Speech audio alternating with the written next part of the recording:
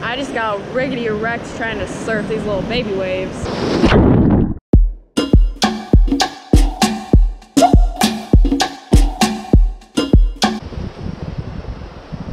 This is where she keeps her eggs.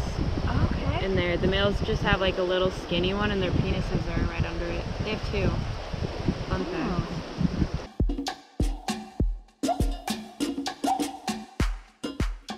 We explored the Cactus Sanctuary near El Triunfo. We found some naughty cows that snuck in the gates while the guides stepped away, taking advantage of the ungrazed land. The sanctuary is protected from grazing, development, and other threats so that these endemic cacti, which are species only found in this part of the world, can survive and thrive.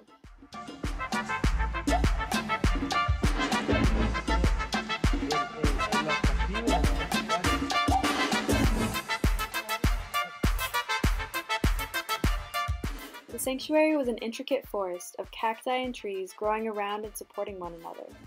Cacti grow their first arm around 100 years, so some of these giants were extremely old. This species developed a genetic mutation which causes fascinating and deformed shapes.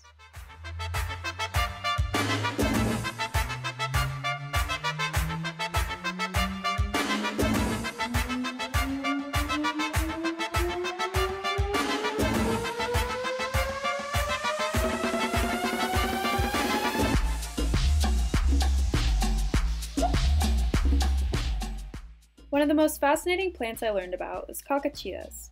It's toxic to humans and livestock. When the berries are consumed, it causes paralyzation, and the sap can cause blindness.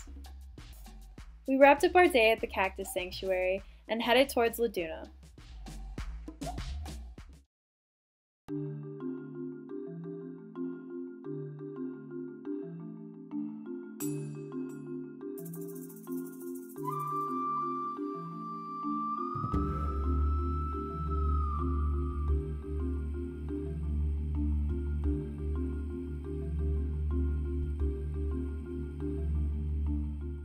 We made a stop at a local fishing village where we met Santiago, and he taught us about local small-scale fishing methods.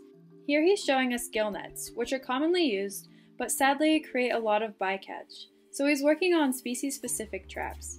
While he was explaining how these traps work, he told us that he always lets the smaller fish go so that his grandchildren will have something to fish.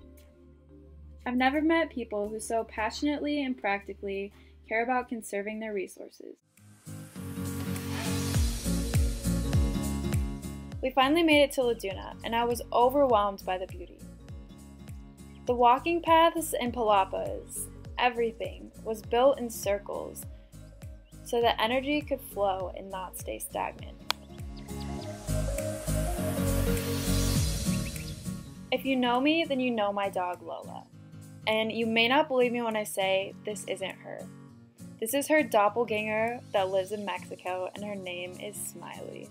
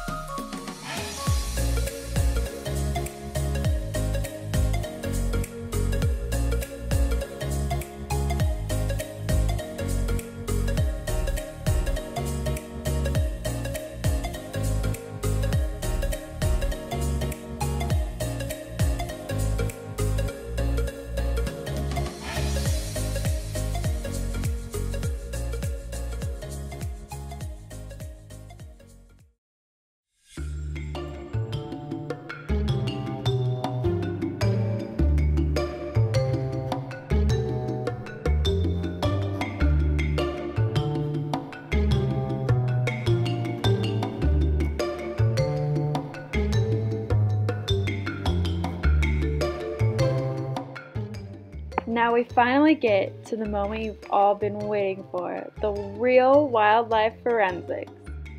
Now there were dead things all over this beach, which isn't necessarily bad. There's a lot of life in the ocean, which means there's gonna be a lot of death. But there was one amazing sighting. Someone reported to us that there was a stranded loggerhead. We were working with a scientist named Stephanie, who was studying sea turtle distribution in Baja. Here we are removing barnacles, which Stephanie will use for stable isotope analysis in order to determine where the turtle was based on carbon, oxygen, and nitrogen isotopes found in the barnacles. Basically, different isotopes are found in different parts of the ocean. This technique has been helpful in determining distribution of many other migratory species, so Stephanie is applying it to these sea turtles to determine where they've migrated from. Then we carried the carcass away from the tide line so it could dry out and later be collected for educational use.